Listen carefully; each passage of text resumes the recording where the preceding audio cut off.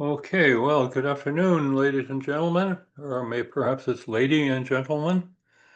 In any case, welcome to our discussion, and I call it discussion because I hope we will have some discussion this afternoon.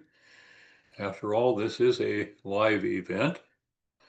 It's very interesting. About 2.5 months ago or so, I saw something about all the energy that data centers were going to use, and heard that there's no way that conventional energy sources are going to be able to feed these things, and that they're going to grow like crazy in the next few years, and on it went. One thing led to another. I started reading, I started looking for studies, material started coming out of every corner. And what was going to be a presentation on just the technical issues, it turns out we've got more than just technical issues here. We've got environmental issues and we've got ethical issues. It makes this an incredibly interesting and, let's say, challenging situation for engineers. So I'm hoping we can have a good discussion about it. This is the initial presentation of this particular webinar. So as a former University Electrical Engineering faculty member, I want you to know that I very much appreciate feedback. As you know, as engineers, closing that feedback loop is oftentimes very important. So anything that you either like or dislike, it will be very useful to me to get that information after we're over. So we have a fair number of participants today, and I happen to have a punctured eardrum, which makes it a little more complicated for me to actually hear and understand a question. So I'm going to ask if you would please, for questions or comments, use the Q&A box and just type in your question if you have a question, or even if it's a comment, it will come out as a comment, even if it's a question.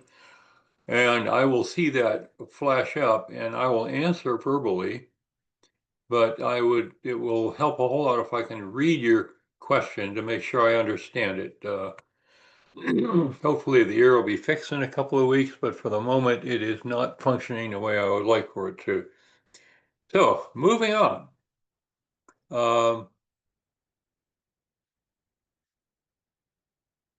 let's see, something over here. What just happened? Oh yeah, okay. Need to find that Q&A. Here's one. Oh, my volume is low. That's interesting. Um, how about now? Please, I'm going to, I'll count to like 5,000 or something like that, and you let me know. This is the normal volume setting I use, and normally it's okay. So I'm not sure what's going on. Perhaps our host, okay, Paul says it's fine. Okay, and Reagan says it's okay. All right, so on we go. Thank you very much for the feedback. Like I say, feedback is really important, especially in a situation like this. Okay, so moving on. Um, this is a photo, by the way. There's a lot of people have a lot of credit to be given for the material in this essay, and I'm going to be here in this discussion. And I've done my best to make sure it all shows up so that if you want to go back and review any of this, you'll have easy access to it. The primary reference on this is a study that Berkeley did in 2024 when they were trying to figure out exactly how much energy are these data centers going to need, because people didn't realize that between 2024 and 2028, the usage was going to increase quite a bit, as we'll soon see. Another study is that there's a U.S. county by county data center command. And here's a map here if you want to take a look at where all the energy demand is. Given that the host here is up in Virginia, that's the center of of lots of data center activity and possible consequences of that in terms of individual electric bills and so forth. Um, then here's the data center impacts in the West that Western Resource Advocates put out. And then there's our friend Alizia Yudkowsky, who just wrote a book. This is a guy who's been in the business for a long time, and he says if anyone builds it, everyone dies. And so we would be remiss if we didn't take a look at exactly what he's trying to say here.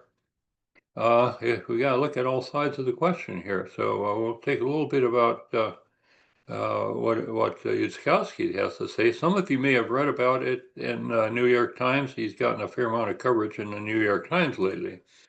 There's a lot of other references as well that we'll be following as we move through. Let's take a look at the estimated energy needs per the Berkeley study.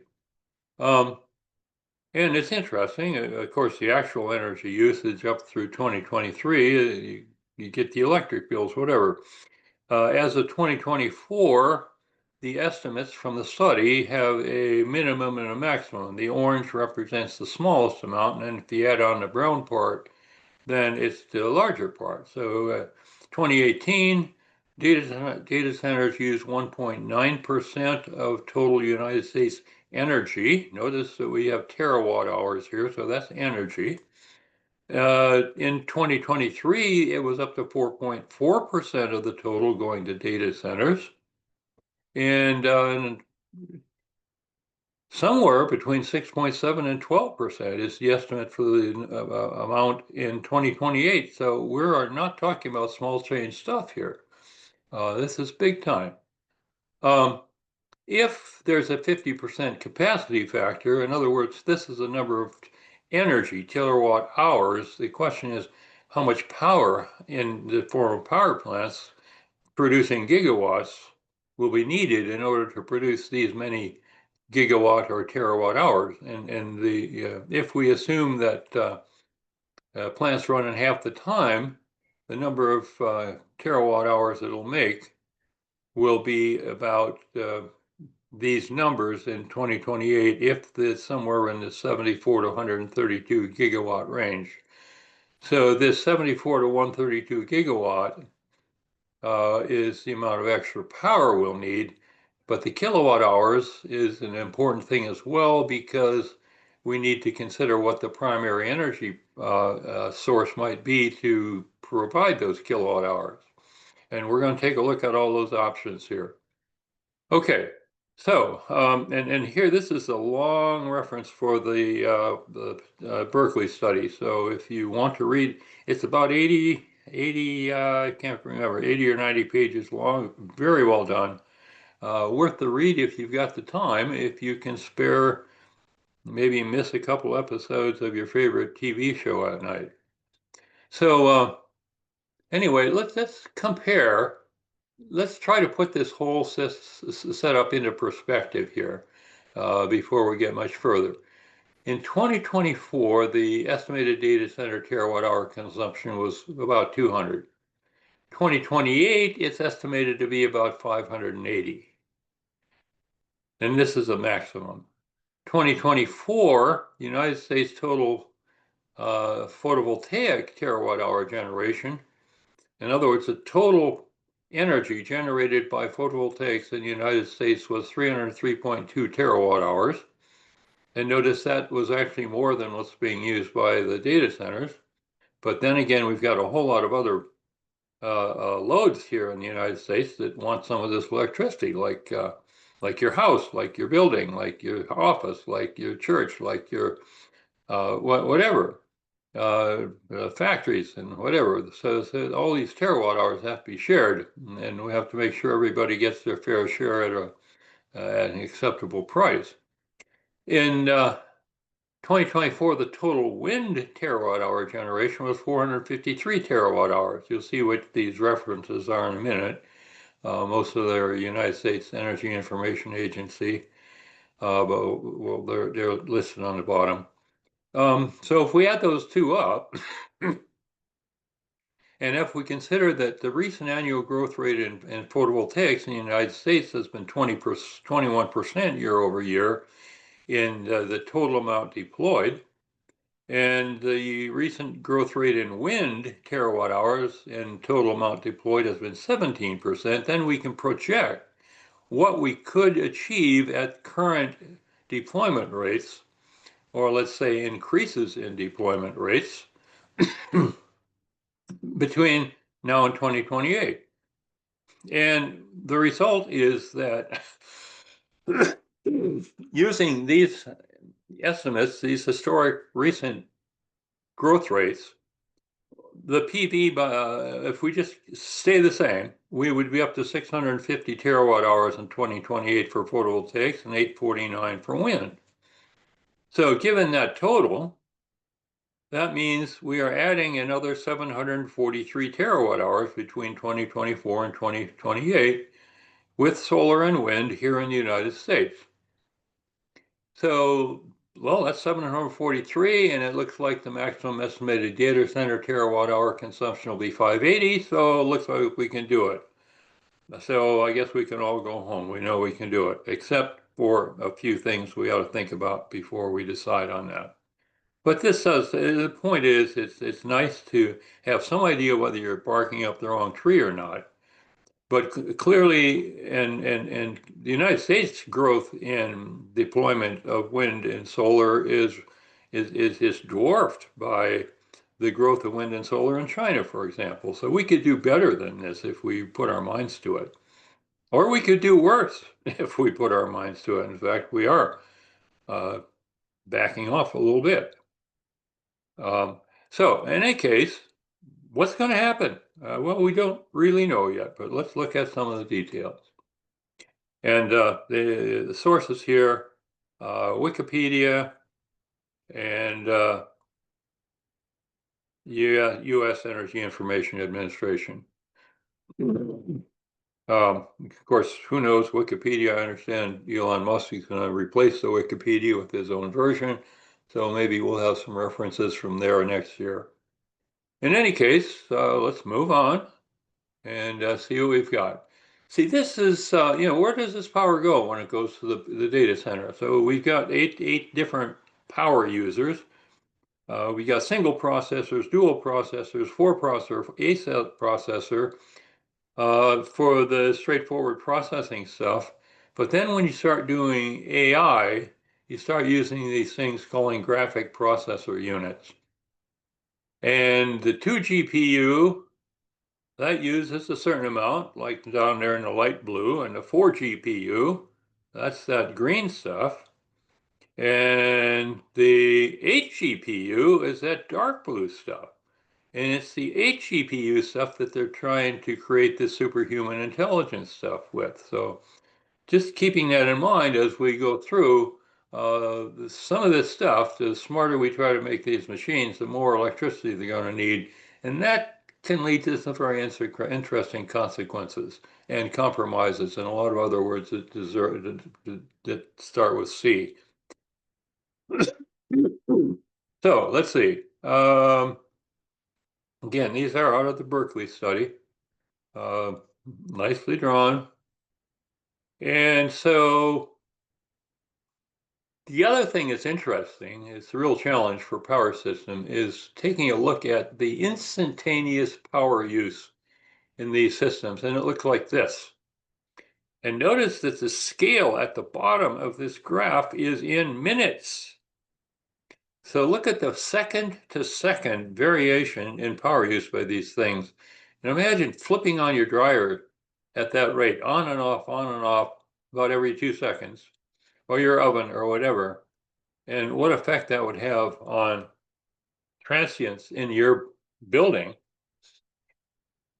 And then also imagine that these are things that we're plotting on the base of minutes, but what happens is you plot it on the scale of microseconds, because after all, these things are running extremely high speeds where they're turning on and off. There's a whole lot of things inside these boxes turning on and off. So this is not a straight, simple incandescent light bulb running on a DC battery at a totally constant current, these things fluctuate like crazy.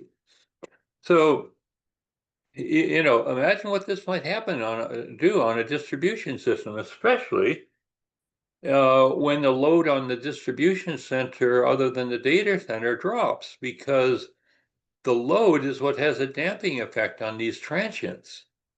And all you electrical engineers remember that from circuits 1, whenever you may have taken that. That you have to have that resistance in there. You have to have load to suck up the transients. You need some, the mechanical engineers in the group recognize this in terms of shock absorbers on an automobile. If you don't have shock absorbers, then the spring and the mass, they take over and this thing bounces up and down like crazy. And so those of you familiar with the National Electrical Code, you'll know that the National Electrical Code now requires that every new service must have surge suppressant attached to it. So wonder where that's coming from. But certainly this picture might say something about it. So this is just another thing to think about with data centers, and how is this something that is going to be an issue? We don't want any surprises. No engineers want any surprises. We want to know that what we design is going to last and it's not going to hurt anybody. So anyway, this is a Berkeley study. This came out of very, very extensive study. And of course, what do we expect from people like the University of California, Berkeley? So there's also water involved with data center operation because these things run kind of hot. And so therefore, those who look at these things have defined a thing called power usage effectiveness, which is the ratio of the total electricity demand of the data center to the electricity demand of the information technology equipment. And that's measured in kilowatts per kilowatt hours per kilowatt hour, so it's dimensionless. The other usage effectiveness is the water usage effectiveness, the WUE, and that's measured in liters per kilowatt hour. How much water does it take to cool this thing down for every kilowatt hour that's used by the data center? All right, and some of these numbers are known. We're going to look at some pictures, okay? But they're not necessarily independent of each other either, because the water use efficiency can affect the power use efficiency, because if you have very effective cooling with lots of water, you may not use as much power, but you may use more water. So it's a balancing act. All right. So also location is really important. The Chinese just built a really big center at 10,000 feet where it's pretty cold all year long. So they don't need as much cooling up there. Mother Nature does the job. They're also closer to the sun, where their sunlight intensity is higher than it is at sea level. So they could make a little more electricity with solar. So there's some interesting siting issues involved with these data centers. There's some places where it's hard to get what you need: the water, the cooling, whatever you use for cooling, and the electricity, whatever it takes. Deserts, fine place to make solar electricity. And there's certain windy places where it's a fine place. Iowa is a good place to make wind powered electricity. Buffalo Ridge in Minnesota, some areas in Texas, California, and a lot of other places. But not much in Florida, not too much in New Jersey, for example, except if you look offshore in some of the areas. In any case, large scale centers tend to have lower power use efficiencies, effectiveness, and water use effectiveness. So this was one argument for large scale centers, because low is good. So we want to keep these as low as possible. So this is kind of an argument for large scale centers. Noticing just what the range of these, the minimum power use efficiency is 1, obviously, because if you did less than 1, it would mean you get more out than what you're putting in. And the minimum water use efficiency, of course, is 0. That means you're not using any water at all, since it's in liters per kilowatt hour. All right, so a good number for the PUE is 1, and a good number for the WUE is 0. So let's take a look at what some of them might have been. Here's some estimates for the PUE. And notice it's going down, but it's going to depend on what happens between 24 and 28 in terms of whether it's going to be between 1.15 and 1.35 or so. And here's your water use efficiency. So interestingly enough, the power use effectiveness is projected to go down, but the water use effectiveness is expected to go up because there are places where there's not much water. And I think somebody had a comment. Let me see if I can find that. Let's go there. Uh, What's the difference between total electricity demand and electricity demand of IT equipment? I think you'll see that in just a little while. It varies a lot from place to place, but we're heading in that direction. So if we don't have the answer to that, we need to look back. But that's surely a good question. What's the difference between total electricity demand and electricity demand of IT equipment? Yeah, in a nutshell, the IT equipment tends to use a significantly higher amount of electricity than the rest of the equipment. First of all, in the centers, they're not very highly populated with people. And the IT equipment, the equipment itself uses a fair amount of power, but then the cooling of that equipment also requires some power. So the cooling, keeping a person cool and keeping a computer or a data center cool, you have to figure out how much of the cooling is for the equipment, how much for the people. But it's possible. We'll talk about some LEEDs requirements or some LEEDs goals a little bit later on how this matches up. So yeah, thanks for pointing that out. And Dave, we're going to try to get to that in just a minute. Um,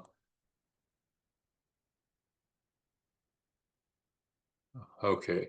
Uh, so moving on. Um, this is part from the Berkeley study again. Like I said, this was fairly heavily based on Berkeley for the details. But then we're going to be seeing what some other folks' experience has been. This next picture is not really easy to read, but I have to admit that it comes straight from the Berkeley study. I thank the folks for the work, but trying to put it on a bigger screen makes it a little fuzzy. But if I were to try to redraw this thing, I'd be going crazy. But you get the idea that in terms of water consumption intensity, the highest water consumption intensity clearly is in the West. Well, at least by the liters per kilowatt hour goes up as high as 50. Whereas in places like Texas, Florida, where are we looking at? Missouri, the Northeast, except for the far Northeast, the liters per kilowatt hour is a little bit less. So location does affect your WOE. And of course, the power you use, we're talking about the utility greenhouse gas emission now. Notice that the cleanest utilities are in the Northwest, in the Northeast, in North Carolina. And in other words, the kilograms of greenhouse gas emitted by the electricity generators per kilowatt hour varies as you go around the country. The mountain states have the highest ratio, except a little bit there in Colorado where it's down a little bit. But then there's along the Mississippi there, the Illinois, Minnesota, Wisconsin, Michigan, and so forth. Their greenhouse gas emission is relatively high as well. So this all takes into account if we're looking at the big picture rather than just at whether somebody wants to make sure there's enough uh, data center available for their cryptocurrency or something like that. But these are other secondary effects that are very relevant to the people who live in these places. So, what about the servers? What's their annual energy usage by the type? Well, again, here's your annual energy usage. No surprise, it's consistent with the previous picture of between single processor, not very much at all, dual processor, and so forth. So the processing itself, you can see that this blue is you notice that the 8 GPU, there's an amazing amount of uncertainty as to the exact amount of electricity they're going to need in 2028. And part of it will be whether there's been improvements in the efficiency of these things, but other will be there's a lot of public objection to these things going up now. You see pictures of local people saying, wait a minute, we want more answers before we plant that thing outside of our town limits. I don't care how much money it's going to make for us. Uh, People are getting out and fussing about what's going on in their neighborhood. So these are things that engineers need to pay attention to. So anyway, here's again just some information, projections based on the Berkeley study. And then we might ask, well, okay, what if we store just data in the cloud? We're not going to ask for uh, any processing. We're just going to store, say, a drawing in memory.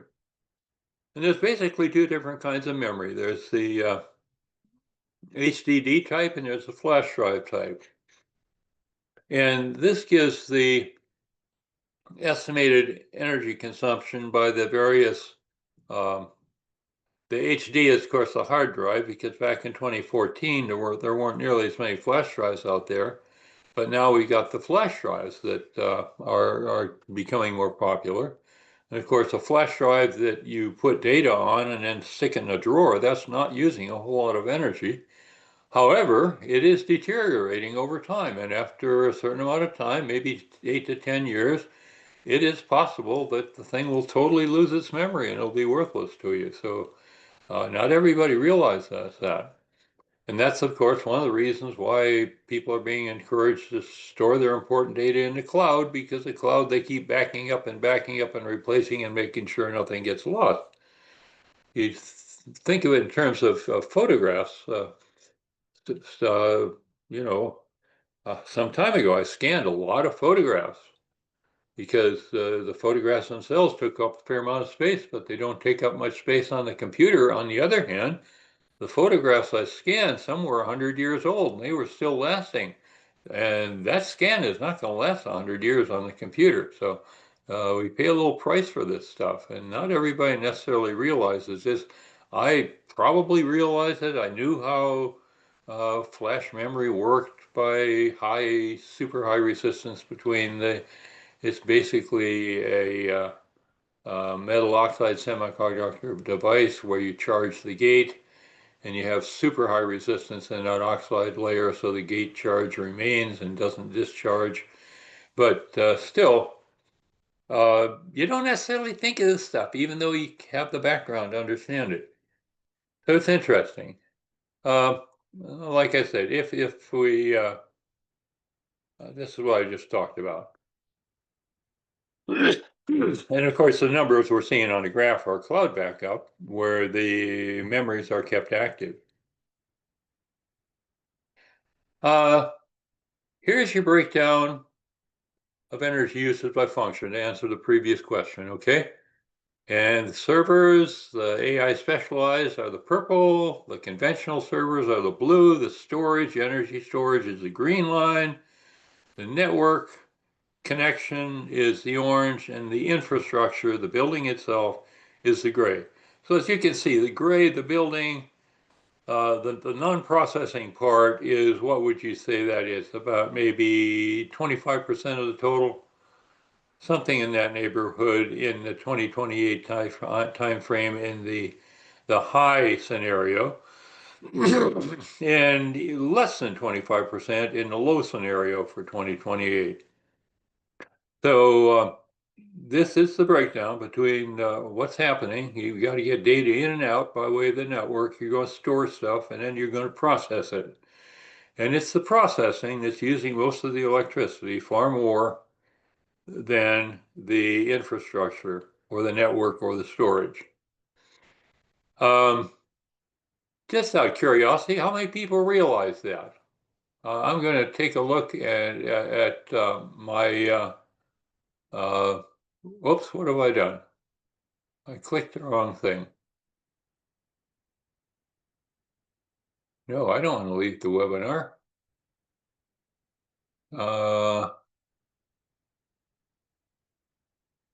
Come on, I need to find.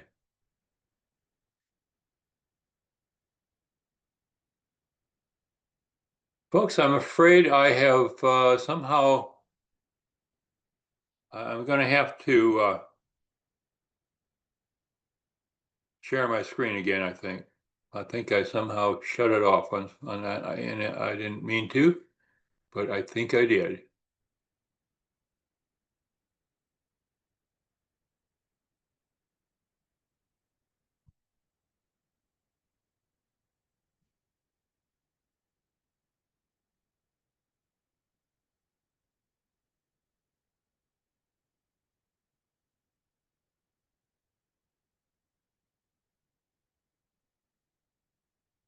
Okay, now we're back to screen sharing where I can go back and we got some questions. Let's go to the chat here, or the Q&A. What's the difference between total electricity demand and okay? Got that one. And let's see, a scale of the greenhouse gas emission slide. Oh, good question. We're going to come to, I think, some more information on greenhouse gases a little bit later. The electric sector itself, of course, the electrical generation sector is making the electricity for the data centers. And the electrical generation sector is responsible for roughly 35% of total greenhouse gas emissions in the United States would be the answer for the moment. And this comes actually from, we go into gory detail about climate change and greenhouse gases in another webinar. And so, but the greenhouse gas emission slide, it basically says there's more greenhouse gases being emitted in the red areas than in the green areas. And I don't think that it's intended to be well, there is a scale on it. We can maybe take a look at that a little bit later. Right now I want to move forward though and take a look at, here we go. Here's electricity generation in the United States, okay? And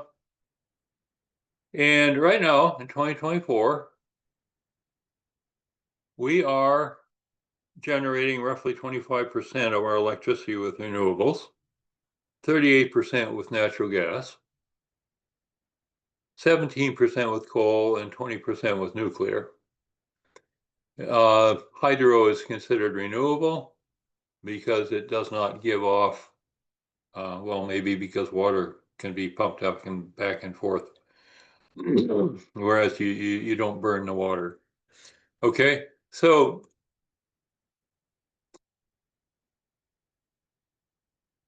we need to make sure we're consistent with our scales, and not everybody does their scales the same way.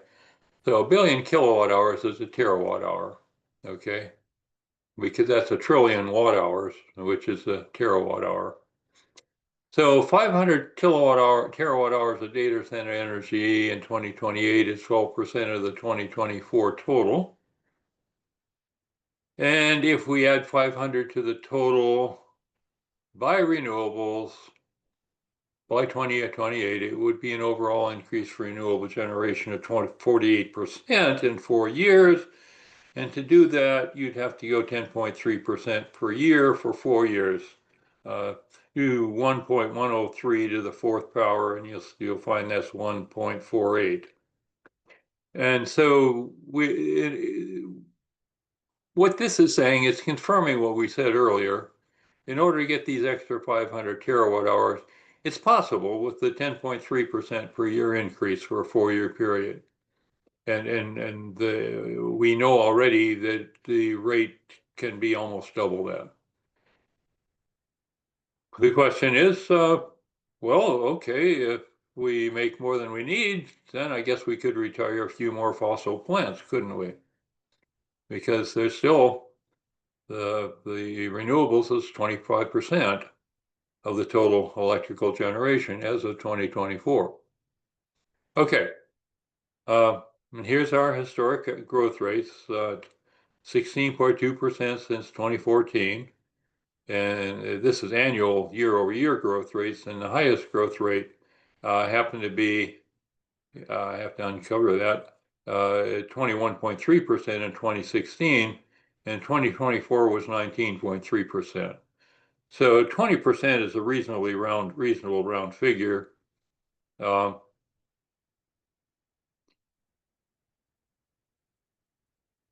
Because it's something we've done, and we know that the materials are out there, so we could continue doing that.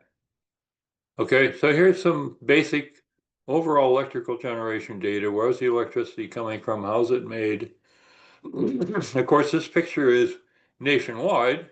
There are certain areas where there's more natural gas, certain areas have a little more nuclear, certain have a little more coal, and this is where the greenhouse gas picture comes in, because the areas with the lower greenhouse gas emissions are the ones that have more solar and wind as a mix of their electrical generation. Okay. And this information, by the way, this is the United States Energy Information Administration that gives these keeps track of this information every year. 2023, let's look at overall U.S. energy use. We've only been talking about electrical because, what part of the pie is the electrical part compared to what other things are doing? Because maybe the data centers aren't so bad after all. Maybe the electrical generation sector is nothing compared to residential or commercial or industrial or something. So what do we got here? Well, let's take a look at what we had in 2023. Electrical generation, 32.1 quads, or 34%, roughly a third of all primary energy. Now remember, this is primary energy. We burn a certain amount of primary energy, but this is second law of thermodynamics stuff where we don't get out as much as we put in. This 1 minus T2 over T1 thing kind of hurts. And this is for electrical generation. This is where the cooling comes in. You got to have the lowest possible T2 to have the highest efficiency of generation. So of this 32.1 quads of primary energy, 13.2 come out as electricity that go other places. All right, here's transportation, 28 quads, which is 37% of all primary energy used in the United States. And less than 1% of this is for electric vehicles. The other 28 quads, we're talking about petroleum. Okay. Industry, 26.1 quads. 35% of the basic, but industry uses electricity. So the total industry use includes the electricity that they buy from the utilities. So this is where the electricity from the utility is going, 18.9% electric, 15% electric going to residential, 50% electric going to commercial, 65, 85, and of course the electrical generation sector uses a little bit of electricity itself. They have to have lights on in their offices. So this is roughly where this overall energy use is going, and saying that if we're worried about carbon dioxide, yeah, electrical generation is important, and the power companies have been doing a pretty good job. 25% of it is now renewable. Transportation hasn't been doing that well. If we were to move to electric vehicles, every gallon of gas is another 20 pounds and 19.6 pounds of CO2 into the atmosphere. So transportation is a pretty significant sector that we need to deal with. So in the big picture, electrification of transportation using the electricity that might go to data centers for transportation might not be a bad idea. If the predictions about carbon dioxide in the atmosphere being over 425 parts per million being potentially a non-stoppable process from there on out, that gets to be serious things, and it's part of that big picture we've been talking about. So let's look over here, just some number conversion factors. A quad is 293 billion or 293 terawatt hours. And overall electrical conversion efficiency is 41%. That's how we get 13.2 out from 32.1 in. Electricity goes to everybody else. And so primary energy sources include petroleum, 35.4%, or quads, 33.8 quads natural gas, renewable sources 8.2, coal 8.1, nuclear 8.1. So this is one way to look at it. 93.6 quads total primary energy use. There's and of that 93.6, we lose 18.9. This is one way of looking at it. There's another interesting way to look at it that looks like this. And I knew you wanted to see this. And it's again makes you a little dizzy when you first look at it, but when you look out on top, that's your primary energy supply. So where does it go? How much of the petroleum goes to transportation? How much goes to industrial? How much goes to residential, commercial, and power? You can see how the legs drop off there, and very little petroleum goes to electric power now. It's a whole lot different from what it was 45, 50 years ago. When we had oil burners here and near Fort Lauderdale and all over the place in Florida.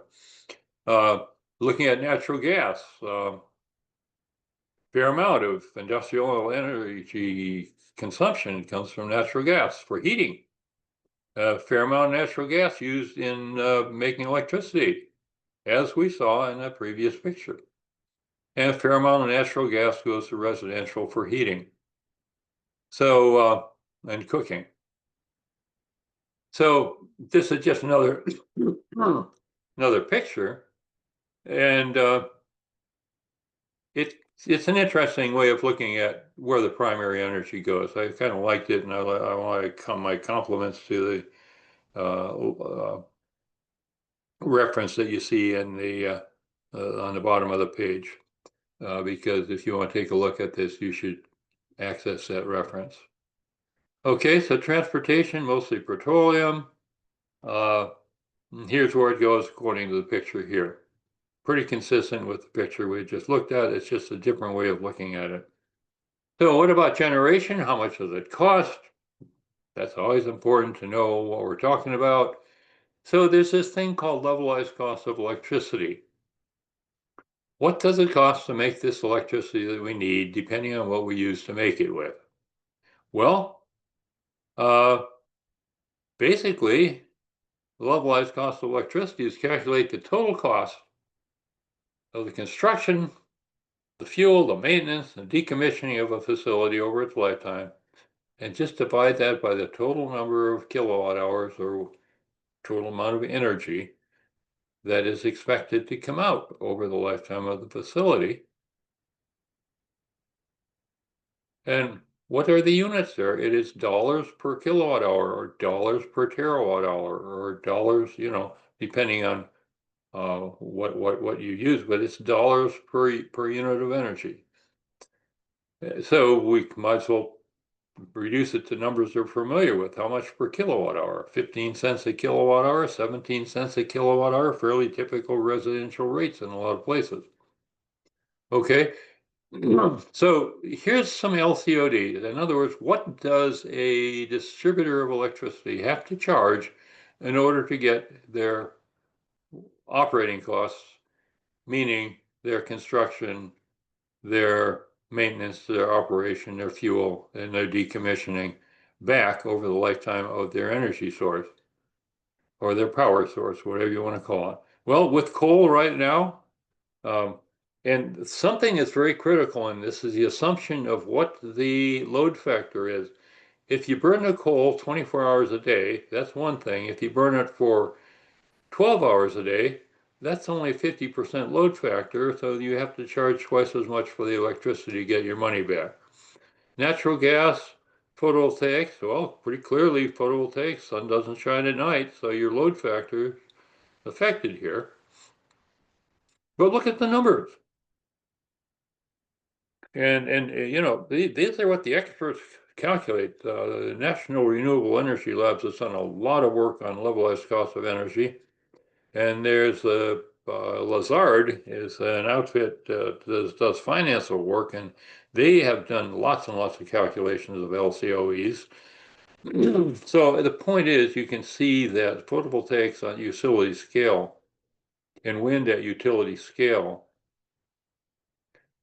are the cheapest sources of units of energy out there. And that's why the utilities are building so much, because it's their least expensive way to get energy. That's not saying power, because the sun doesn't shine at night, the wind doesn't blow all the time everywhere. So those have to be taken into account. But over the lifetime, this is the kind of money they have to take in order to pay for their initial investment. So if we include storage costs, the storage costs themselves are somewhere in 3 to 5 cents a kilowatt hour, depending on the mechanism. But a lot of that wind and a lot of that solar can be used when it's being generated, so it doesn't necessarily have to be stored. We'll look at a picture to see how that works. How does this fit into data centers? Well, we know the data centers are going to want energy 24 hours a day, so can we do it? What's it going to cost? What storage? And so on and so forth. So anyway, the National Renewable Energy Labs has this levelized cost of electricity calculator.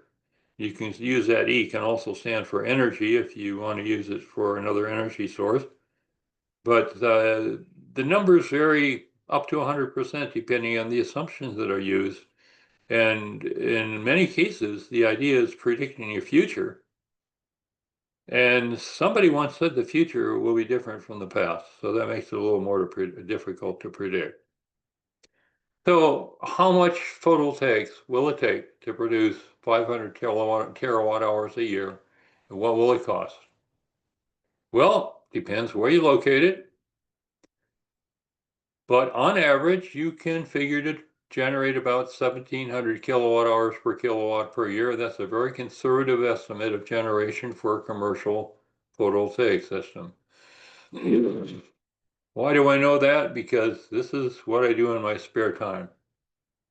I work for a former student of mine who has an engineering consulting business, and he does almost exclusively residential photovoltaic installations. We've done something close to designing close to 20,000 of those over the last 5 years. And it's pretty popular stuff down here in Florida and a lot of other places.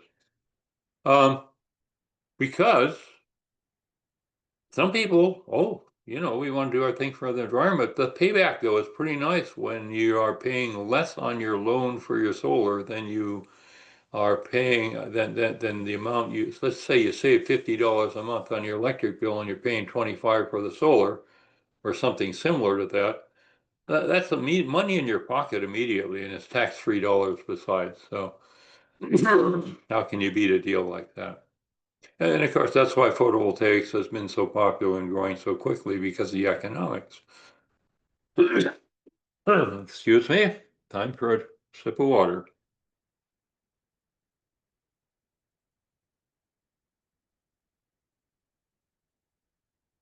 Best solar modules these days are about 22% efficient. Maximum sun intensity is about 1,000 watts per square meter at sea level when it's directly overhead. So that means your maximum exposure is going to be about 220 watts per square meter. And that's, depending on how many acres or meters you've got, a few more conversion factors here. If you want to get maximum output, your land coverage, you don't want your rows of solar modules to shade the adjacent rows. So the land coverage will probably be more like 50%. So therefore, for an acre, about 2,000 square meters can actually be covered with solar modules. Of course, if you got an acre of rooftops, what else are you going to put up there? You might as well put up solar modules, as long as they're not too badly shaded by whatever the surroundings might be. But for a large solar field, 2,000 square meters is a reasonable number to use for an estimate of what kind of production we can expect. So 2,000 square meters at 220 watts per square meter says we got about 440 kilowatts per acre that we can generate. In other words, 440,000 watts of PV solar cells, solar modules per acre. So then, if we want the annual energy production at 1,700 kilowatt hours per kilowatt per year, you get 748,000 kilowatt hours per year per acre. And that's 0.748 gigawatt hours per year per acre. So now we get an idea of how many acres it takes to make 500 terawatt hours, okay? 1,000 acres gives 0.748 terawatt hours a year. So to get 500 of them, we're going to need a little more than, so that means we're going to need 668,000 acres. And 668,000 acres is 1,044 square miles, or square 32 miles by 32 miles. Is that a lot? Is that a little? How does it compare with other things? Manhattan, Rhode Island. Rhode Island's bigger than 32 by 32, I think. Not a whole lot bigger than that. But compared to the size of the country, and let's compare it to the interstate highway system. There's 46,876 miles of road in the interstate highway system, according to the Wikipedia. And if the average right-of-way is 180 feet, going across those 3 or 4 lanes with something spaced in between and some space on the sides on either side, we come up with 1,044 square miles. Wow. So, in other words, an area of photovoltaics about equal to the total area of the interstate highway system in the United States to generate this 500 terawatt hours a year. And so if we're going to do that, we need to decide, where are we going to put them? Well, some could be on rooftops, and we don't need any extra space because the rooftops are already there, and there's nothing else there much for the most part, other than on my building where we got a bunch of air conditioning systems on the roof. Anyway, again, we're talking feasibility here. So data centers themselves, how big are they? Well, worldwide, there's 11,800 of them. The 13 largest ones range in size from 830,000 square feet to 10,763,910 square feet. That's really big, isn't it? That's a whole lot bigger than my building. The largest one is the China Telecom Data Center. And its primary use is telecommunications, supposedly, cloud computing and finance. And it's in a region that requires minimum cooling. This is what I was telling you about that's at 10,000 feet altitude in a plateau that's relatively cool all year round and has a fair amount of sunlight that can generate solar electricity. The Citadel campus in Reno, Nevada ranks number 3, and it's the only company on the whole 13 with 100% clean energy index. So congratulations, Reno. You did well. Maybe they all need to follow the Reno advice to get it right. But there are other considerations we'll talk about as well. Let's see, it's moving on 3, but it's not there. We've got an hour. Okay, we're okay. Like I say, this is our first time through for me on this, so I need to make sure that we make it through. But I don't want to skim through anything too fast so that everybody won't get an idea of what all the considerations are. So these are floor area. Not necessarily roof area, because if the building has 8 stories, then the roof area is only, one-eighth of the total area, or 1/9 of the total area. No, 1/8, I guess. Depending if it's straight up and down. And so therefore, what I was trying to figure out here is, can we just put the solar that these buildings need on their roof to make enough energy that they need to run them in a year's time? The answer is no. Now that's kind of interesting, because compared with residential, which is what I happen to do. In fact, I've looked at 6 sets of residential plans already today. And these are systems where there's enough electricity on the roof of this house to provide all of the electricity the house needs in a year's time. But we can't do that with data centers, it turns out. We can do it with residential, but not with data centers. Not yet, anyway. Anyway, this is a nice little publication here. You click on that and it'll give you all of probably 250 characters that give you the URL for it. And you can read all about these. And this is our friend in the China Telecom Data Center. It's in Inner Mongolia, very high altitude. Look how light blue the sky is, because there's not as much atmosphere there. 106 hectares, or 0.409 square miles of land. But notice it is not a one-story building by any means. It's got more than one story. And look at all that stuff wrapped around it. What do you suppose that's for? So anyway, this is in that 13 largest data centers. They got some nice photos in there. So again, I thank them for publishing that photo, and I claim no credit other than to suggest that people ought to go look at that, because they did a nice job.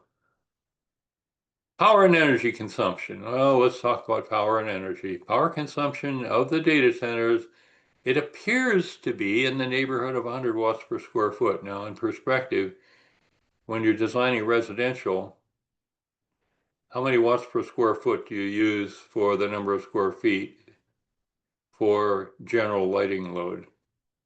Anybody know the answer to that? You could flip on your microphone and just give the number if you want.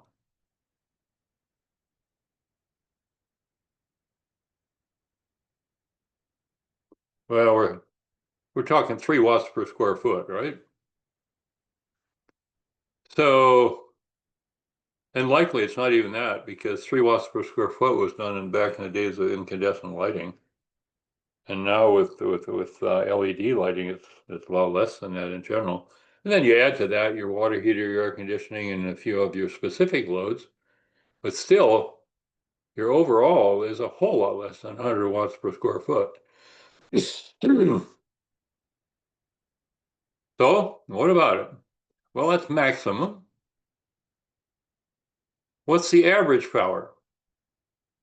Well, again, that means we need to use the load factor. And why do we need that? Because that's how we get the kilowatt hours. But what if the load factor is 0.5?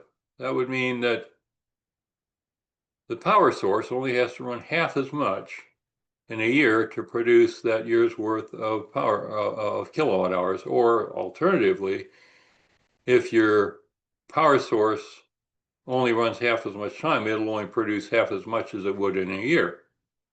Okay, so that's your load factor. And so if we knew the electric bills of these existing centers, we'd be able to come up with some numbers, but supposedly nobody knows the answer to that except the people who pay them, maybe utilities. But this is not any more public knowledge than yours or mine, I guess. And I don't think people's electric bills are supposed to be public knowledge, like whether or not they're registered to vote. So in any case, you have to use the wild guess estimate method. So let's do a wild guess at 50%. That's kind of consistent with what we've been doing. And what that would mean is we would need 438 kilowatt hours per square foot per year. All right, 8,760 hours a year, 50 watts per square foot. That's your energy need per square foot per year. And so that gives you an idea of how much solar or how much wind or how much nuclear or whatever kind of power you might need. Some of the data centers are thinking of building their own nuclear power plant. A million square foot facility would use 438 million kilowatt hours a year, or 0.438 terawatt hours a year. Here we're trying to figure out what these facilities might use using the wild guess method. So at 1,336 acres per terawatt hour, we're looking at 585 acres or 25.48 million square feet to produce the energy. So that's interesting. We were looking at 10 million square feet of a data center. So here we've got 2.5 times that area necessary to provide its power needs. So these things are incredibly energy intensive. It's bottom line. Much more energy intensive than most other structures that are out there. Certainly a whole lot more energy intensive than residential. And again, this is comes out of the data centers ranked by most power consumed for all of the data center sizing information, but the guessing on 50% load factor is my own guess, just so we can do some kind of a calculation. If we find out that it's 40%, 30%, 70%, change the numbers, come a new number, but process stays the same. Then there's the part about the sun not shining all the time. Oh my goodness, the wind doesn't blow all the time. Do you ever notice that? My goodness, it is shining where I am right now. A little breezy out, kind of nice out actually. So what are you going to do if wind and solar provide all the energy? You have to store some one way or another. So how are we going to do that? Let's just talk a little bit about how we might store that energy to make sure it's available when it's needed. All right. So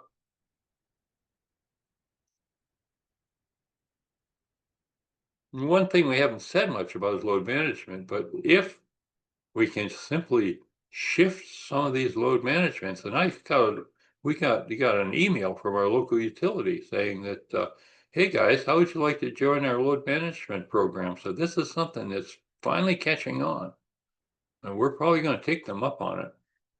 And some of you may have done the same. It's a matter of balancing then, isn't it? And it can be complicated, especially if you don't know what you're trying to predict. So that's called a shot in the dark, I think. Anyway, let's talk a little bit about energy storage details, because it's very easy to get confused here. See, production or use of energy is typically measured as energy per day or per month or per year. Kilowatt hours a year, kilowatt hours a day, kilowatt hours a month. That's what you pay for on your electric bill. Okay, but energy storage is measured as the capacity from empty to full, like a 10 kilowatt hour battery pack. Now that's not the full story, but the question is, how long does it take to fill up that 10 kilowatt hours and how long does it take to empty it? So, and then how many times can you do that over the life of the unit? And that gives you a better idea of what the thing can do for you.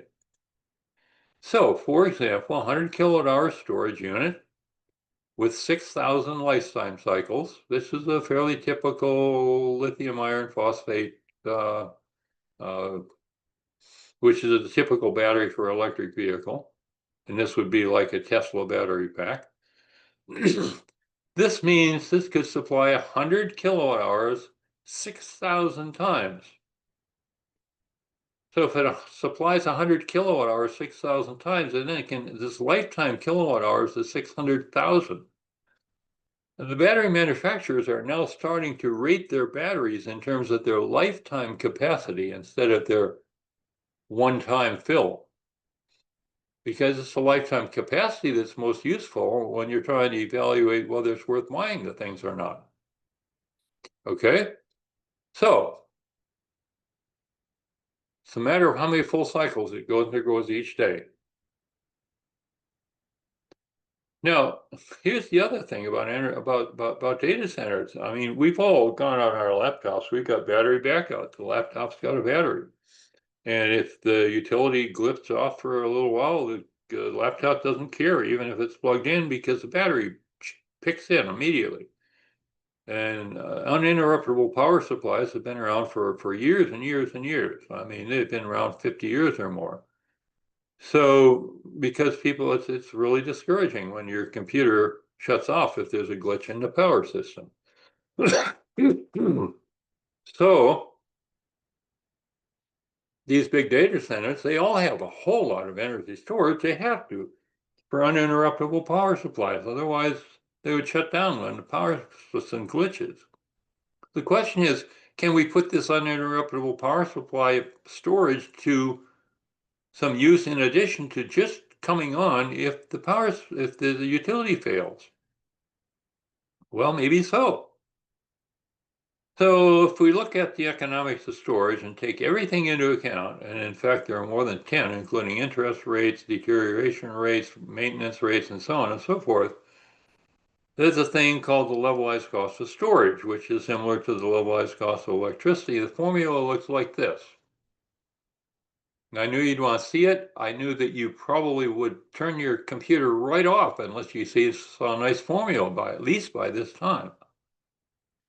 But it's very simple. It's simply the total cost of the thing over the lifetime divided by total production over the lifetime, all corrected for inflation and borrowing costs and stuff like that, which means a whole lot of assumptions. In any case, if you simplify this a little bit, it says basically, let's say we got 100 kilowatt hours at a cost of $30,000. Seems expensive, but if you got 6,000 lifetime cycles, then you get 600,000 kilowatt hours for $30,000. That's 5 cents a kilowatt hour. All of a sudden, that doesn't sound too bad. Of course, this 5 cents a kilowatt hour. You got to buy it for something, and then you got to then sell it. So the difference between purchase and selling price, or the selling price and purchase price, has to be at least 5 cents. Otherwise, you're not going to get your money back. It still might be worth it because if you have your refrigerator running after a hurricane or something, then it's like as an insurance policy. But if you're able to help the utility by providing them those extra electricity when they need it, and if you're able to collect more than this 5 cents a kilowatt hour, well, then that's worth it to the utility because it's hard for them to generate. We already know that coal is going to cost 10 cents a kilowatt hour, and short-term peaking can cost over $1 a kilowatt hour because it's not a source. It's the percentage of the year that it's used is very small, so you have to charge a lot for being able to bring that thing up in a hurry, the gas turbine type systems. So in any case, if we want to do a correction, that's the other thing we didn't neglect here, and that's the fact that your round trip efficiency is probably about 90%. In other words, what you put in, you only get 90% back of what you put in. So if we use that correction factor, then we go up to 0.0555 per kilowatt hour instead of 5 cents a kilowatt hour. So we could make all these other assumptions here and come up with something that's probably plus or minus 100% different from what we have right here. But what we've shown is the ballpark. If we can get into this kind of a ballpark, then the investment makes sense. So, what about this storage? Well, let's look at a system where you've got solar making electricity, and then let's say we have a load center, maybe a data center that's using power at the rate shown in that more or less level line across the bottom, which is saying it's running 24/7 at about the same rate, not slowing down. Uh, But the sun, of course, it's maybe he wakes up around 6 in the morning, and maybe there's a little cloud there at 10 in the morning, and brightest at noon, and a little cloudy afternoon, and then a little blip at 3 o'clock where it gets a little bright sunshine again, and maybe you got some southeast or southwest facing modules. And so there's your daily production curve in kilowatt hours for, and actually those are kilowatts of power. But if you integrate under that curve, then you have your daily production in kilowatt hours. So what do we need? We need the area under the red line to be the same as the area under the gray. And that way, the kilowatt hours generated by the solar is equal to the kilowatt hours used by the load. So you can see that the part in the lower left and the part in the lower right when the sun is down is about equal to the excess PV in the middle of the day.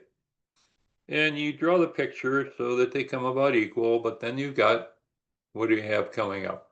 Well, of course, we have seasons coming up. And if the storage, if we can use the uninterruptible power supply of the data center as providing this storage for PV, and being also available for instantaneous backup if necessary, then we got a pretty good deal. And the residential systems do that. So there's no reason why the data center system couldn't do that. And, all the software, hardware, communications, and control mechanisms are standardized and ready to go for this stuff. So anyway, this model pretty applicable all around. It just shows that your kilowatt versus kilowatt hour on a 24-hour basis. You have to make a little extra during the day in order to have some left over for at night, but it doesn't mean that all of the electricity you use has to be put into storage. Only about half of it does, maybe 60%, depending on the season of year, the location, and so forth. What about in the winter? Oh my goodness, yes, it is darker in the winter. What are we going to do? Well, the other interesting thing is in the winter, the demand is less as well. So if we have sized a photovoltaic system to produce a certain amount of power or energy in the summer, it will make less in the winter, but the system itself doesn't need as much in the winter. We need to look at what is the comparison between summer and winter requirements of the system. Okay. And here we are on the bottom here. Might some of the summer cooling energy be used for winter processing energy? Because in the winter, you don't need as much energy for cooling, so you can use more of it for processing. So what's the seasonal load data look like? Let's just take a quick look. This is supposed to be a pretty comprehensive look at not only the data center picture, because the data centers are just one small piece of the puzzle, and we have to make sure the puzzle fits together properly if we're going to do it right. And if we're going to maintain proper electric rates and so forth, people can afford their electricity, we can breathe our air, and so forth. So here's a picture of January, April, July, and October demand up in New England, and on a 24-hour daily basis, average seasonal. Notice we got January, fair amount less than July. And October and April are a whole lot less than January or July. So in the springtime, it's only about half as much demand. And of course, that's generally heating and cooling that we're talking about. And of course, that's when the utilities take down their large plants for maintenance because they don't need them then. So it's a matter of what are you designing for, and that's going to be a local issue because it's a matter of what are you needing in the summer and the winter. This is New England. If we take a look at Florida, we get a picture like this, where like in the winter, where the blue one is, we get this early morning peak where people turn on their electric heat right around 7 o'clock, 8 o'clock in the morning to get warm, and then they don't need it as much. And then you got your later in the afternoon peak. But again, the peak is later in the day in the winter than in the summer. We got summer peak, our typical 4 o'clock in the afternoon, peaking out, maxing out. All right. So different situation between south and the north and the east and the west and the regional differences. So we need to pay attention to the regional differences when we start designing for any of these particular areas. Makes it fun for the engineer, gives us a little work to do, a little challenge. Here is the total monthly energy consumption in terawatt hours for all sectors in the United States. So you notice that July is about 4/3 of April, about 30% more in July than April. And, some information is useful. This is overall United States, north, south, all aggregate together, which suggests that, well, maybe this is an argument for some more big DC transmission lines or something to be able to move it back and forth so you have it where you need it. The summer peak is 393. The January winter peak, 344. And so there's our seasonal variations. That it's just interesting to know this information because it's material you're going to need to use when you start trying to do optimization of the planning for the energy needs of whatever it might be, whether it's electric vehicles, whether it's data centers, whether it's residential.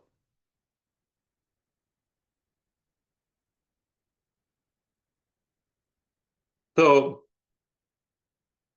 this is almost like the good old days when, before the year 2000, when most of this photovoltaics was not grid connected, but it was standalone. And you wanted to make sure you put enough solar and enough storage so you could do your summer and winter.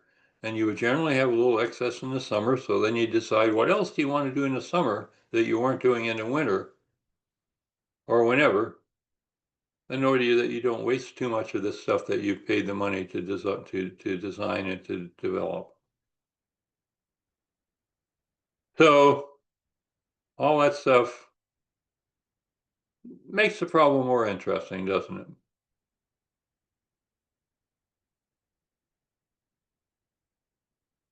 And here's where we're talking about the uninterruptible power supplies. So, and we already talked about this, so we don't need to go into more detail because we already talked about it. The whole idea that a good thing about data center, if they got huge amounts of storage, is storage is a nice way to damp out fluctuations in utility needs and to help meet their peak demand. So done properly,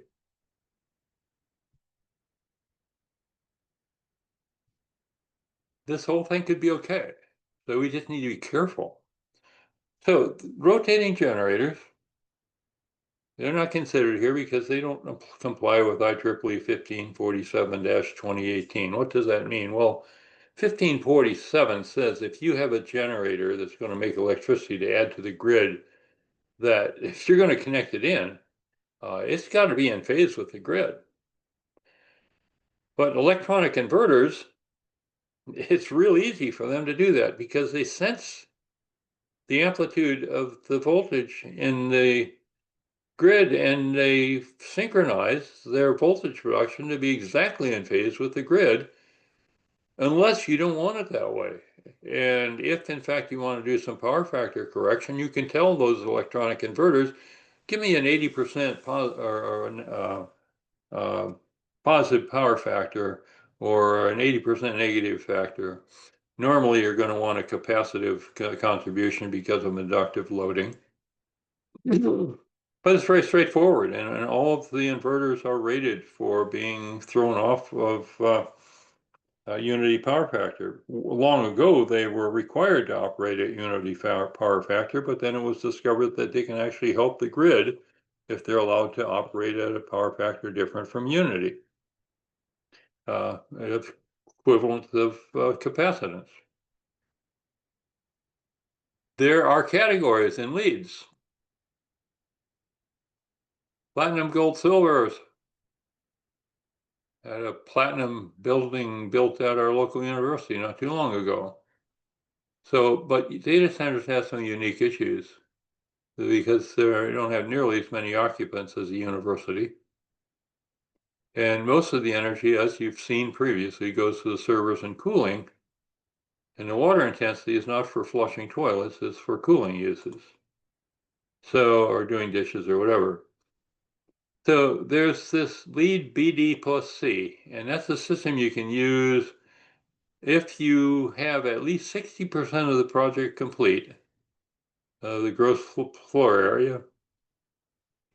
Then you can see whether it meets the construction certification requirements of the lead BD plus C. And this is the core and shell. But the real proof of the pudding is once the system is in operation, how many kilowatt hours per square foot per year are we using? How many kilowatts per square foot are we using? That's where your lead O&M can be applied, but you have to have a year's worth of data to be able to supply to the leads folk to see what classification you reach after if you designed it really efficiently. So efficiency is going to play a very important role in data centers because without that, well, we'll see some more issues that are coming up in just a minute. Most of it's been technical so far. Let's talk a little bit about what we're doing with this stuff. Artificial intelligence, artificial creativity, musical, wordsmith, social media, and stuff like that. Detection of facial features, pretty useful in terms of somebody breaking and entering into a building. Chat box, autonomous vehicles, drive themselves, space exploration, gaming, banking and finance. There's an Ask Eva application, apparently. I haven't used it, not aware of it, but that's what they say in this reference. Agriculture, healthcare, marketing, all sounds pretty vanilla, pretty good stuff. Now, I'm not about to argue that we shouldn't have these things. Autonomous vehicles could be very nice especially if somebody likes to go out and drink. Tell your vehicle you want to take you home and don't get into an accident. So these look like some pretty nice uses of AI, and they're pretty common. There's a few other. And an MIT study says that, well, we're not so sure about education, medical advice, and legal analysis. I tried to call my doctor's office because they called me today about my ears. I tried to call them back. I couldn't. The robot wouldn't let me through. So, wow, wrong tool? Come on, man, let me talk to your people. I mean, you called me, why can't I call you back? So some of these things are really weird, and I'm sure you've all had similar experiences. There's enough of it out there. ChatGPT is now the 5th most visited website in the world. My housing companion here is a university professor, and her students now call ChatGPT Cheat GPT, because whenever you try to write a paper with ChatGPT, there is another program that will detect that you wrote your paper with ChatGPT. And that is not using human intelligence, that is using artificial intelligence. And college professors are going crazy about this. So, what are we doing to ourselves with letting machines think for us? It's something I'm really not used to as an 82-year-old guy. I'm not sure about the rest of the group here, but we might have a little time to talk about it later on. So what are you using ChatGPT for? There must be some good uses, but maybe some of them are dishonest or unethical. So how do we control this? Uh, you just flunk anybody who uses it? You can't do that. If somebody advertises the rights of contract with ChatGPT, maybe that's okay. What about social media used to spread rumors? What does cryptocurrency cost? I don't own any cryptocurrency. I don't know if anybody in the group here owns any cryptocurrency, but somebody's paying the electric bill of the data center that's storing the information on the cryptocurrency. In a minute, we'll take a look at just how much energy this is. What about drugs? I don't know how many of you get a call from your pharmacy that your prescription is ready to be picked up, and you say, "What? What prescription is this?" And maybe it's something that you are given that you can renew once or twice, so they just automatically renew it at the time it's supposed to be run out, whether or not you need it. So I don't know if these drugs are wasted. I don't know what happens with them because I can't talk to the people because the robot won't talk back. How can the be good be preserved and the not so good be eliminated? That's really the question. And maybe we'll be a part of that.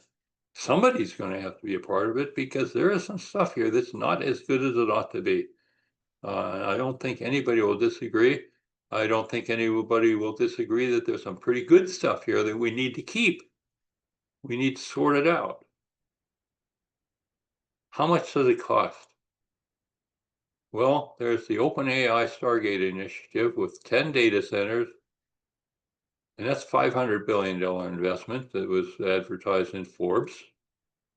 Apple is planning to put $500 billion on manufacturing and data centers in the United States. Google's planning $75 billion on an AI infrastructure in 2025. That's now. Want to find out about more of this stuff, go to this website. What about Bitcoins? Well, here's some energy information on Bitcoins. Notice the scale, terawatt hours.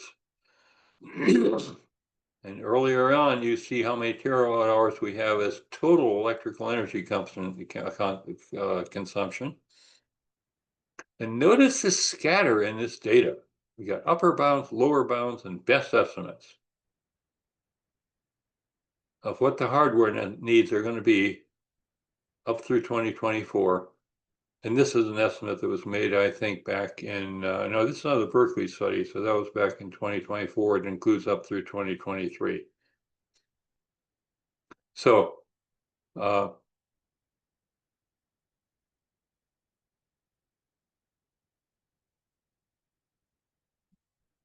relationship between Bitcoin price and energy consumption. You can see what happens when the price or the so-called value of the Bitcoin goes up, the energy consumption goes up. Isn't that fantastic? Somebody's got to pay the bill for that. And here is monthly consumption in terawatt hours. Multiply by 12, you get the annual consumption. So there we're looking at, say, 10 terawatt hours a month. We're looking at 120 a year. Yeah, 2024, last year. That's a lot, isn't it? So we get to the question, should they be regulated? And there are folks who have a lot of opinions about this. This system out in Palm Springs, California, and Western Resource Advocates have this picture in a report where they have the following suggestions. That they have this report that says, hey, maybe we needed to have clean transition tariffs paid by data centers instead of by the utility customers. You know, if you're going to have to add to the capacity of a utility to power up a data center, who pays for that addition? Is it part of is it an investor-owned utility? Do the investors pay? Do the ratepayers pay? Do the data centers pay? Who pays? Question to be asked, you know, maybe before we go too much further, especially for folks up in Virginia. who are seeing some pretty significant anticipated bill increases over the next few years. California, up fairly close to 30 cents a kilowatt hour now in California. Florida is down around 17. You know what your area is. So one thing is suggesting these Western resources area folks um, deploy behind the meter clean resources, including generation and storage behind the meter. That means on the load side of the meter, so that it doesn't affect the utility. Effectively, they're generating their own power and their own storage, and the utility doesn't have to pay for it. The data centers pay for it. Load shifting, very important. Use the electricity when it's available and don't use it when it's not available. You do that a number of different ways, whether by turning things on and off, but also using batteries, energy efficiency best practices, reform the resource planning and acquisitions, establish contract provisions to prevent cross subsidies. All right, that's something that's really easy to stick into a contract. Somebody should be watching that. Follow best practices in rate making. A little message to the public service commissions and whatever it's called in your state. Restructure the economic development rates.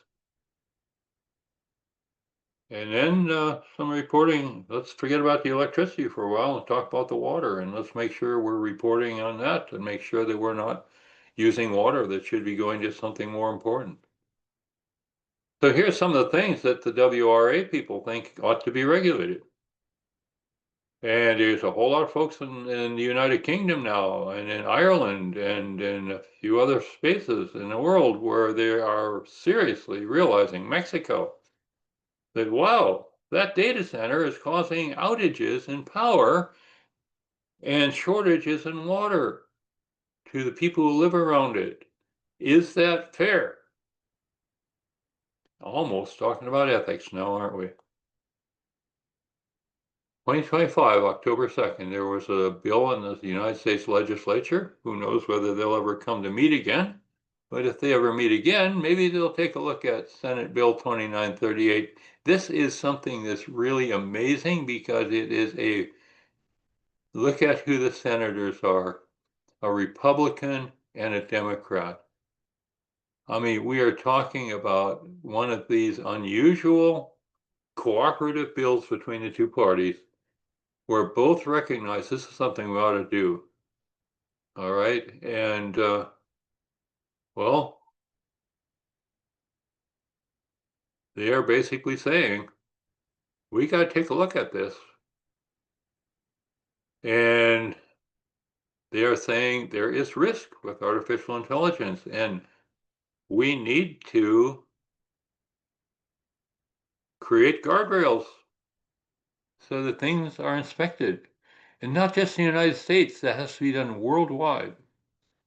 What are we talking about here? Well, we certainly have that for nuclear, don't we? We've got the International Atomic Energy Agency, and they watch, they're our watchdog in it. And the folks in AI are saying, hey, we need an International Artificial Intelligence Agency to watchdog and to make sure that what we develop is in the best interest of the population, of the human population. So interesting. They highlight that there's a lot of opportunities, but there's some risks here, and we gotta be careful, and we need to have a testing evaluation program to manage the risks. And it would require, here's what the bill is going to do. It says if you're going to develop something real powerful AI stuff, then you need to disclose what you're trying to do. And there needs to be a group of people out there. Another bill just passed in California. The United Kingdom has an AI bill. There's a whole lot more probably going to come. Something to watch for. Interesting stuff. Kind of scary, but pretty encouraging given the amount of attention that's now being paid. So I move my little thing. We have a dilemma. artificial intelligence might be smart enough to be less likely to behave badly when it knows it's being tested. Whoa! Apollo AI is concerned about that. When you get really smart AI, then you give it a test to make it sure it's not too smart. Well, it's smart enough to get the wrong answer a couple of times.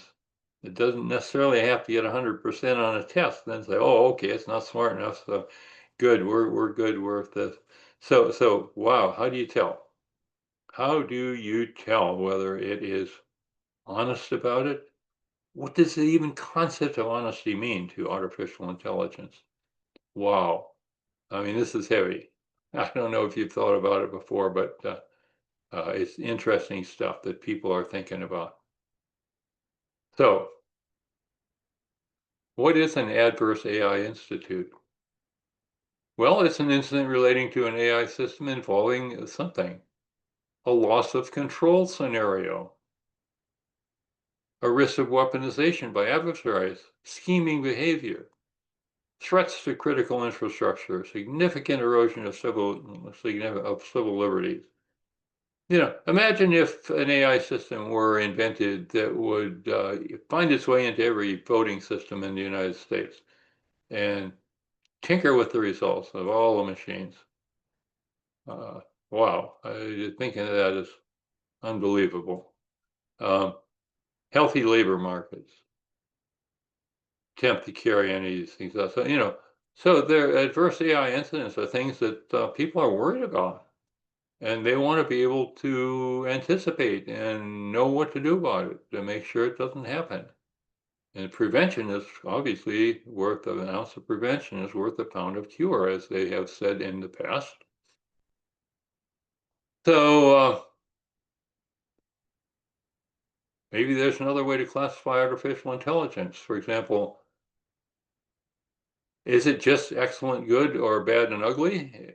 And a real fine dividing line between the two? Or might there be some shades of gray in between where you got the excellent good and then who knows, we better check this stuff. And this other stuff is obviously bad and ugly.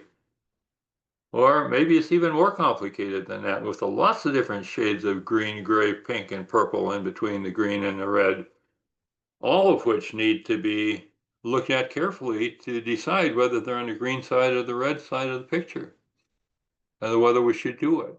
So again, we're sort of getting into ethics here, aren't we? We're trying to get into human intelligence and common sense and some things that we're able to get us out of some pretty critical situations in the nuclear situation. Oh my goodness, we have some comments. Let's get up to them. Sorry. I see 5 things. Let me find that. Come on. Takes me a little while to get it to show up on my screen. I'm sorry, I'm working on it. Okay. 5 comments. What's the difference between, okay, got that one. Scale is a greenhouse, got it. Please define the variables in LCOS formula. Oh, wow. David, I'm going to suggest that you go to the National Renewable Energy Laboratories reference on that slide, and it will define all the variables for you. The point of showing that formula was not to define all the variables. The point was to show you that it's a complicated process that if you want to consider everything. Okay? So we could probably try defining those, but they are well defined by the people at the where the LCOS formula came from. And the reference is right on that slide. So our posts will be happy to send you a PDF copy of the slides after the program if you want to explore that more further. Paul, let's see, what do you got? Data centers require virtually the same power year-round. Winter allows for combined cooling, will not reduce cooling the same amount as the loss of available sun in the winter. Yeah, data centers are base load, sure. And so that's pretty much picture we drew, isn't it? The base load looked like it was pretty much constant 24/7. And that means we need to have a lot of storage to deal with that. Now let's see what else we got. Uh,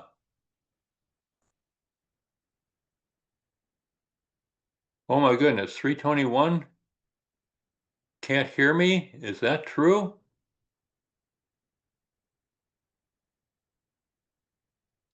Oh, I need for some responses here. Is my audio gone? Please chime in. Let me know if I can't be heard. I cut in and out occasionally. I'm fine now. Okay, okay. All right, good, good. Thank you, everybody. I don't know what may cause that occasional in and out. Wish I knew. Uh, I guess we have to argue that not everything I say is worth listening to, and hopefully it cuts out on the part that you don't want to hear. I I don't know. All right, okay, all right. Let's move on here. I think you see the interesting challenge and the whole point on this graph that there's a lot of shades of gray in this game we're playing, and somebody a whole lot smarter than I am is going to have to take a look at this, and presumably it's going to be the folks who work on this on a day-to-day basis who are going to realize that, wow, we've got really something pretty critical here to deal with, and we better do it right because we have children and we will hopefully have grandchildren and so forth. What are some of the ethical issues? Let's take a look at that. We've got about 15 minutes or so left. So one of the ethical issues, this is from the American Society of Civil Engineers, consider the capabilities, limitations, and implications of current and emergent technologies when part of their work. Okay, well, we're right in line with what they're saying. And these guys are no dummies. Work a lot of ASCE 7 is one of the most important reference books I use. Uh, let's see, was there another? Let's take a look here.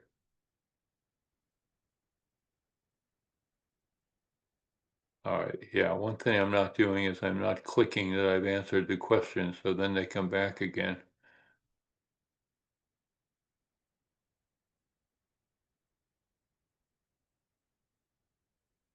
I'm just doing that just so I don't necessarily keep looking. Okay, done, done, done. Hold on.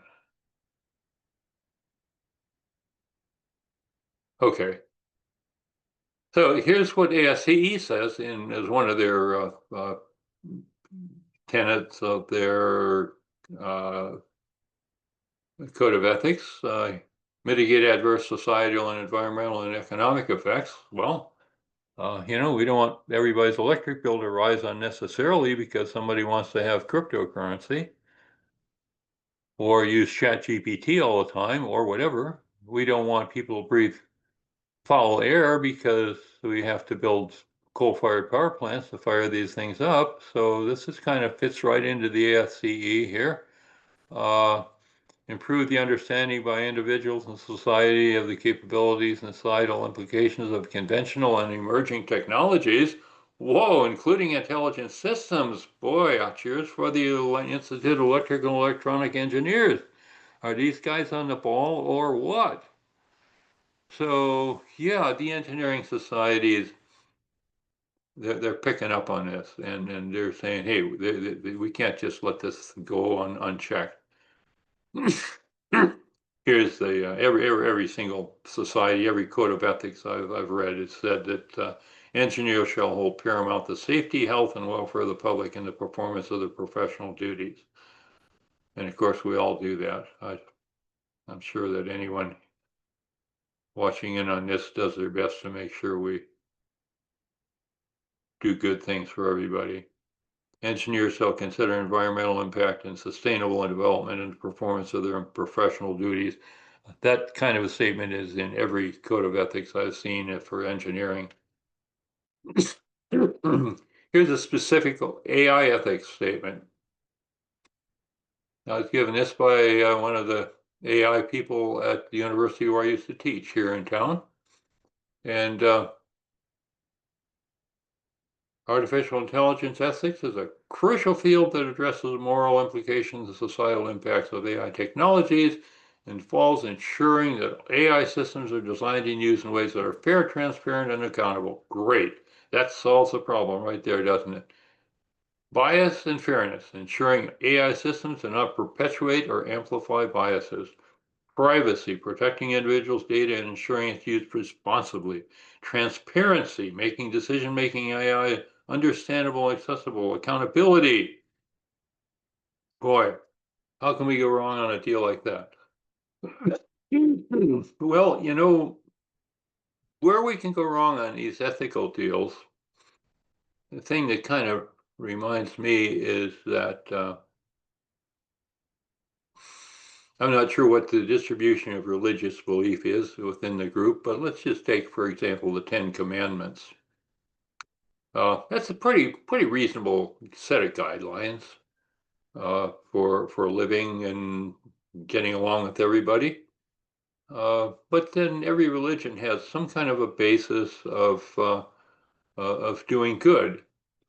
But then we have to ask how many people actually adhere 100% to whatever code of conduct is required by either their profession or their religion or their general makeup.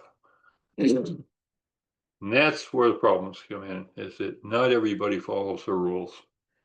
So those who follow the rules, got to make the rules, but then we also got to enforce the rules. Otherwise, the rules aren't any good. Just like speed limits, what good is it having 30-mile-an-hour speed limit if everybody drives 50 and nobody cares? Nobody pays any attention.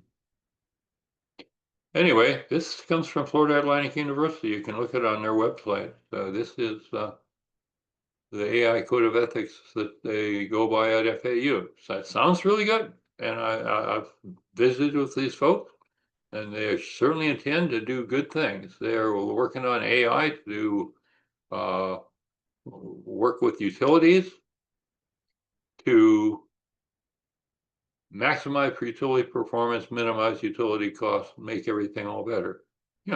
What could be wrong with that as long as you do it right?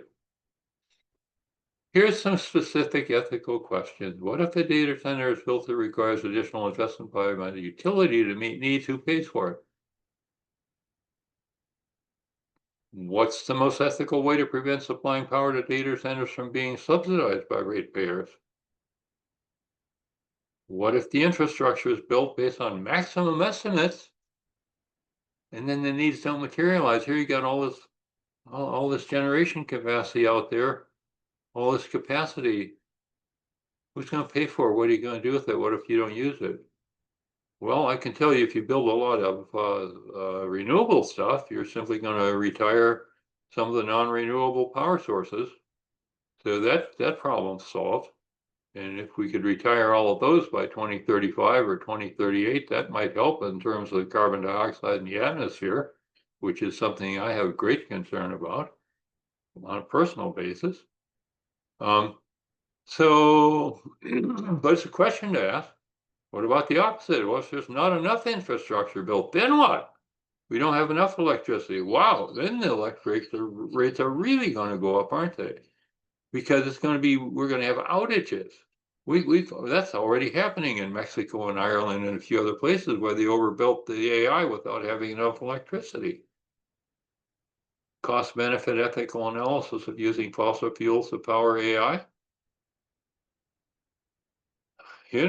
What's the benefit? What's the cost? And cost has to not just be a dollar cost, because there are environmental costs, and it is very difficult to deny the environmental costs of using fossil fuels these days. I happen to believe that global climate change is not a hoax. I've lived for 82 years. I've seen a lot of change in climate here in Florida and other places. So it does exist. And how much more can we handle? What about superhuman AI? Is it dangerous? Is it ethical? That's the question that a lot of people are asking, is whether we should even be thinking about creating something like that. What about less complicated, the ChatGPT thing? Are we going to replace thinking? Are we going to replace the processing part of the human brain so we don't have to actually do our own thinking, our own feeling, our own whatever that we do that's different from what we generally expect our computer to do for us? What about unauthorized collection of data for marketing purposes? I mean, I think probably everybody who sells anything knows exactly what I buy. And I've just gotten kind of used to it, but is this really an ethical thing to do? Maybe it helps people know how much to make of certain things. What effect does AI have on the ability of humans to do their own thinking? We've just been talking about that. Human creativity. Are we going to let the AI stuff do it all? Good question. What's left for us to justify our existence if we let the machines do it all? Is there anything else out there we haven't even thought about that we need to think about? So there are a lot of questions here. So here's what Berkeley says in their final statement in there, and it's pretty long, and that's why I suggest we not really read this all, but I'm going to suggest that if you really want to follow up, that you do download this Berkeley statement or Berkeley study. You can do that and access it. And this is their final statement.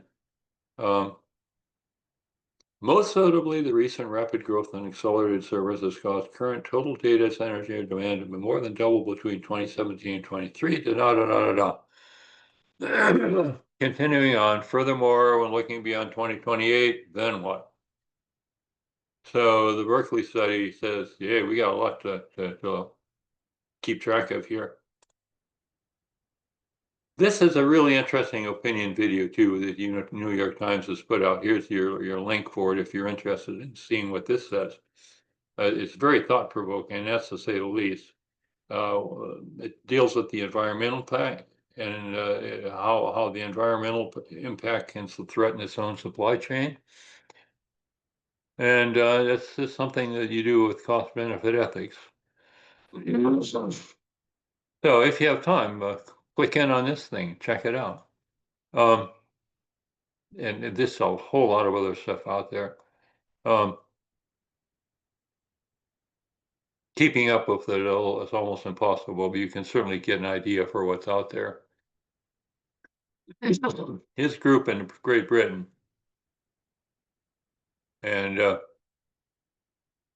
here's what they're calling for: prohibition on the development of superintelligence not lifted before there is A, broad scientific consensus that will be done safely and controllably, and B, a strong public buy-in. Well, no, that kind of makes sense. And these are people who have been involved in the process. They know what they're talking about. Um, Here's your references on this if you're interested. Take a look at it, see what they say.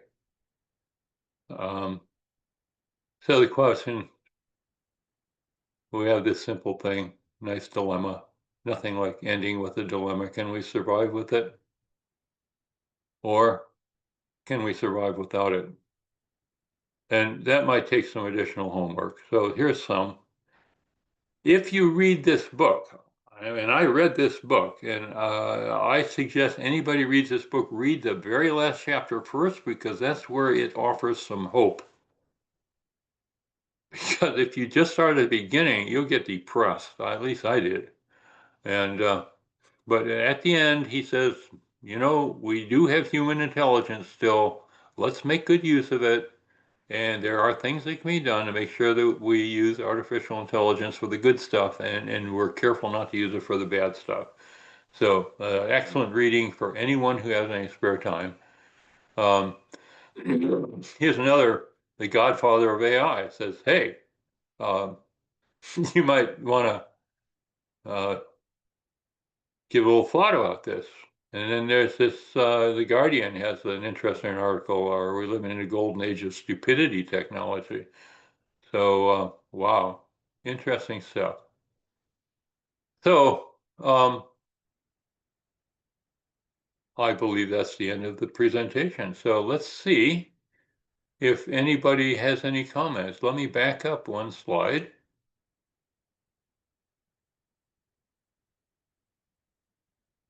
And let's open up. We got 5 minutes. Let's see if there's any discussion you might like to have. And like I say, this is the first time I've presented this webinar.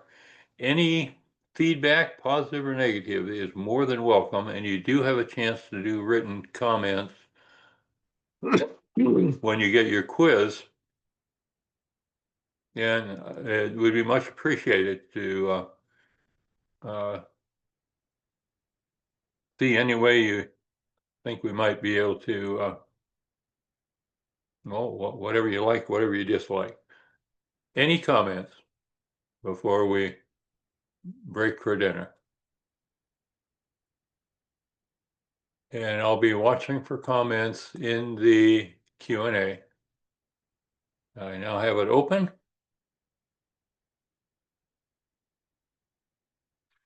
Okay, Robert McCarthy, 345. This can wait until the end, but have you come across mention of privately owned data centers, notably financial and brokerage companies, or credit and banking concerns that build backup sites in case their primary processing is smaller but still have all the same needs requirements? Well, it would seem crazy if they didn't do that. I don't have much information. If you have some, I'd be happy if you'd share it. Um, the financial world has changed so dramatically. The whole business of buy low, sell high, based on how close in nanoseconds is your data center to Wall Street.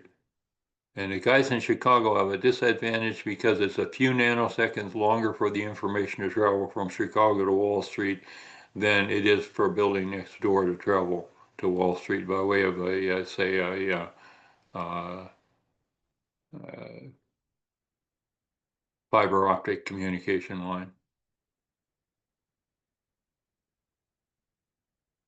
But I mean, you and I would back up our data. I've got backup drives of previous jobs, things like that, photos, things. You never know. And I sure hope my credit card banking concerns they have backup. And I'm sure they do. I can't believe they don't. Let's see, we got any more here? Let's go down. Okay. Okay, Robert knows of at least two. Okay. Oh, okay, you were involved in fiber optic feeds for them. Okay, great. Yeah, I mean, that's the way they feed, is fiber optics. That's big time. I'm guessing you're in the fiber optics business. He used to have a neighbor who was in that. He took me down to his company and showed me some pretty fancy stuff. Anybody else? I have my Q&A open. Herman? Okay. Yeah, yeah. No, the education discussion is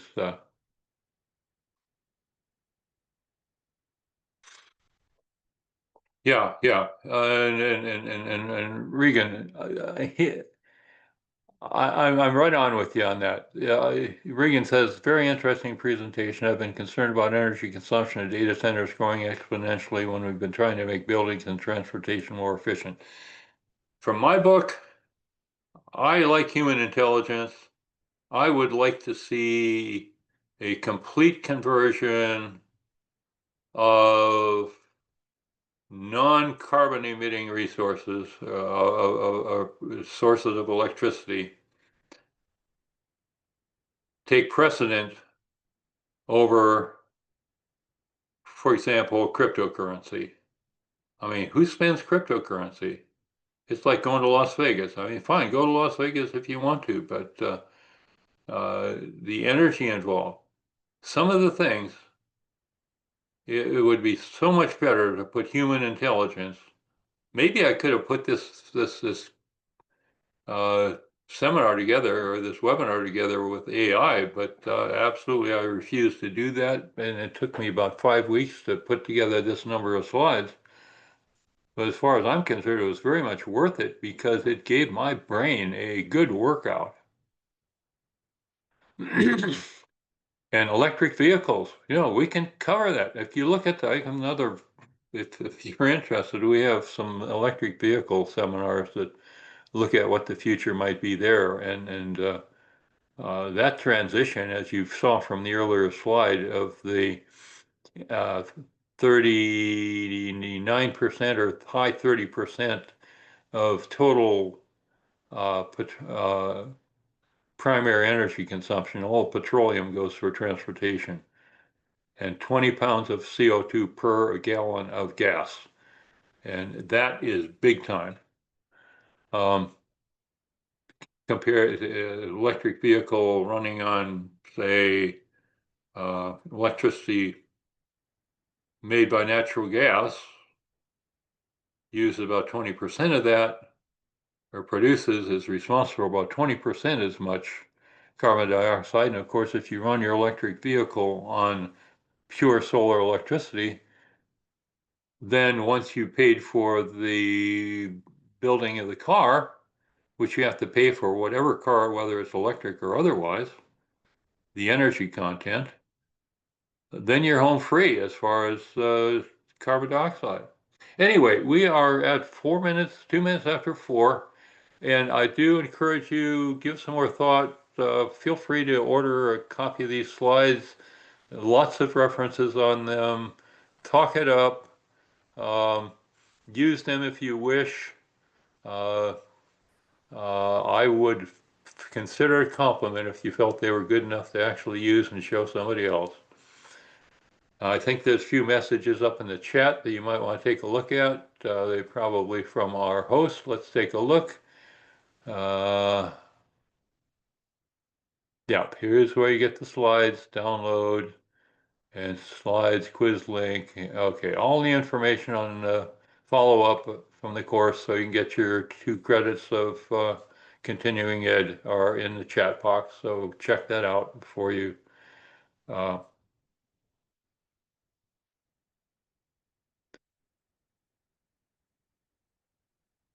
and thank you to all of you about. Yeah, that's the moral compass. That's the thing. And that's hopefully where the humans will make the decision on that basis to decide that maybe we need to depend on ourselves a little bit more than we're depending on the machines, even if it takes a little longer. And even if there's some things we can't do, at least let's take our time and get it right.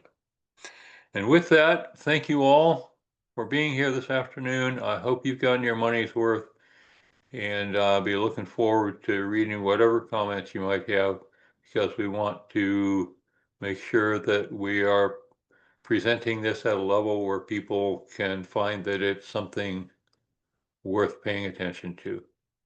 Thank you very much. And the intent is not to scare anybody. It's just make people aware. Yeah, quantum computers, that'd be a whole lot less energy. And hopefully, again, we have the same ethical issues. So again, thank you, and enjoy the rest of your week, and have a good holiday season. And hope to see you again back another day when we have other webinars. And with that, I'm going to stop sharing my screen, and I'm going to log out.